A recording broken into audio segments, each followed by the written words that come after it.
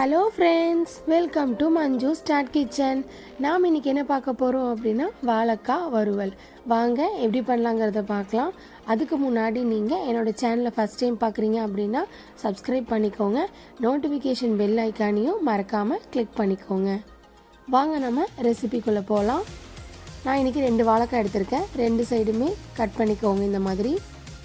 இப்போ நம்ம சீவிடலாம். இந்த மாதிரி பீலர் இருந்துச்சுன்னா அதை வச்சு சீவிக்கோங்க.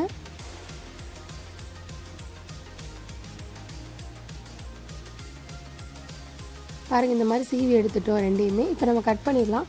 கிராஸாக வச்சு கட் பண்ணிக்கோங்க இந்த மாதிரி. அப்போ தான் நம்மளுக்கு பார்க்குறதுக்கு மீன் மாதிரியே இருக்கும். இங்கே பாருங்கள், இந்தளவுக்கு திக்னஸ் வேணும்.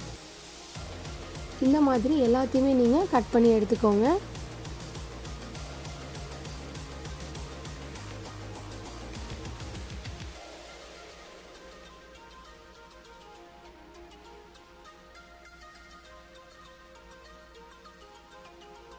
இந்த மாதிரி பண்ணி கொடுத்தீங்க அப்படின்னா குழந்தைங்களாம் ரொம்ப விரும்பி சாப்பிடுவாங்க.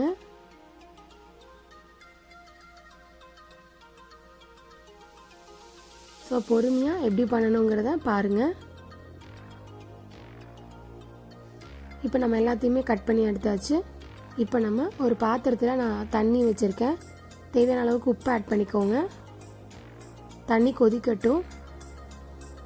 நம்ம கட் பண்ணி வச்சுருக்கிற வாழைக்காயெல்லாம் இதில் ஆட் பண்ணிக்கலாம். நான் வாழைக்காயை தண்ணியில் போட்டு வச்சுருந்தேன், ஏன்னா அப்போ தான் கருக்காமல் இருக்கும் அப்படிங்கிறதுக்காக. ஒரு 3 நிமிஷம் இதில் விட்டுருங்க.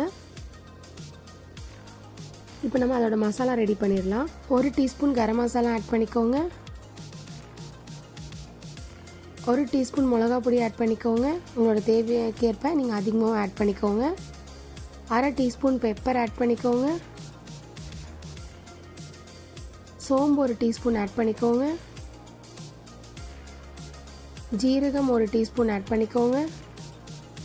சோம்பு ஜீரகமும் நீங்கள் பொடியாக கூட எடுத்துக்கலாம். 1/4 டீஸ்பூன் மஞ்சள் ஆட் பண்ணிக்கோங்க. 2 டீஸ்பூன் அரிசி மாவு ஆட் பண்ணிக்கோங்க.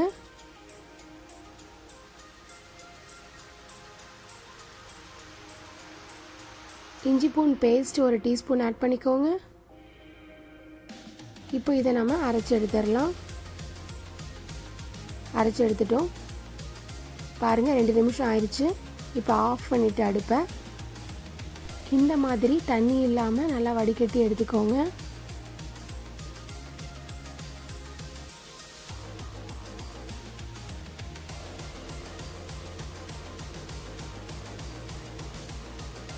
இப்போ நான் அரைச்சி வச்சுருக்கிறத ஒரு பவுலில் ட்ரான்ஸ்ஃபர் பண்ணிவிட்டேன்.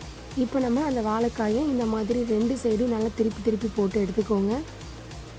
நம்ம வாழைக்காயோட யூசஸ் என்னென்னங்கிறத பார்த்துடலாம்.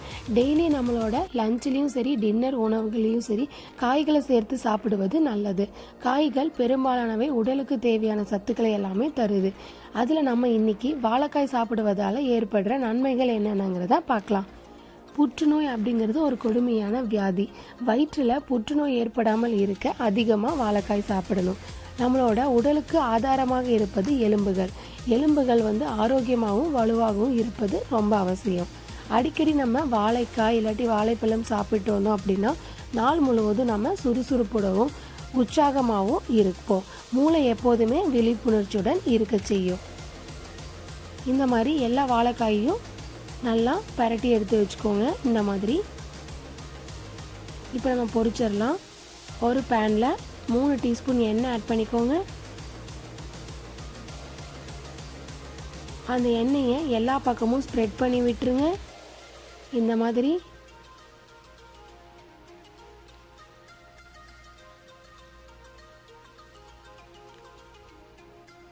இப்போ நம்ம இதில் வாழைக்காயை போட்டுடலாம். பாருங்கள், இது வாழைக்காய் மாதிரியே இல்லை, பார்க்குறதுக்கு மீன் மாதிரியே இருக்குது.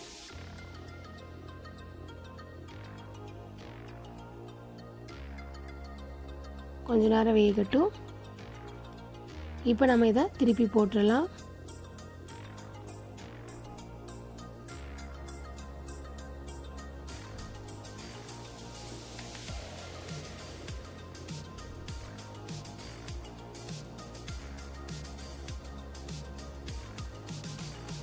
எல்லாத்தையும் திருப்பி போட்டாச்சு. இது கொஞ்ச நேரம் வேகட்டும்.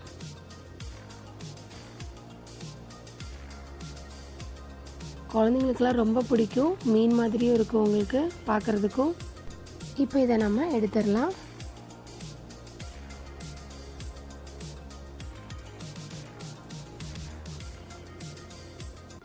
இதே மாதிரி நீங்கள் எல்லா வாழைக்காயும் போட்டு எடுத்துக்கோங்க. அவ்வளோதான், நம்மளோட சுவையான வாழைக்காய் வறுவல் ஃபிஷ் ஃப்ரை ரெடி. மருந்தும் உணவும் ஒன்றே. இந்த ரெசிபி உங்களுக்கு பிடிச்சிருந்தா லைக் பண்ணுங்கள், ஷேர் பண்ணுங்கள். மஞ்சு ஸ்டார்ட் கிச்சனை சப்ஸ்கிரைப் பண்ணுங்கள். என்னோடய அப்கமிங் வீடியோஸை நீங்கள் ஃபஸ்ட்டாக பார்க்கணும் அப்படின்னா நோட்டிஃபிகேஷன் பெல் ஐக்கானை மறக்காமல் கிளிக் பண்ணிவிடுங்க. நன்றி, டாட்டா, பாய் பாய்.